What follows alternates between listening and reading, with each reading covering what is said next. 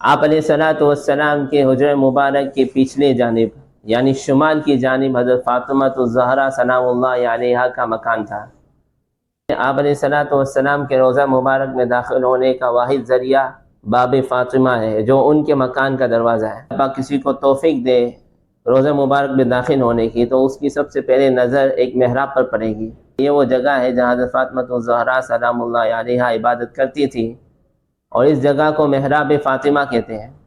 اور اس محراب کی پچھلی جانب ایک روضہ نما چیز ہے، ایک قبر نما چیز ہے۔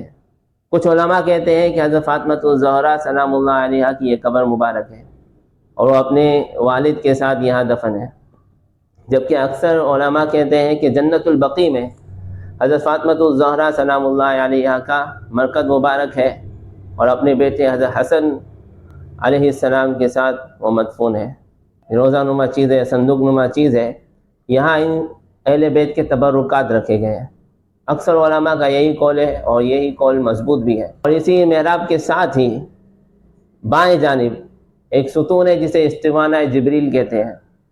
حضرت جبریل علیہ السلام آپ علیہ الصلوۃ والسلام پر وحی لانے کے لیے اس جگہ اکثر آیا کرتے تھے۔ حضرت دحیہ کلبی رضی اللہ تعالیٰ عنہ کی شکل میں حضرت جبریل امین آیا کرتے تھے،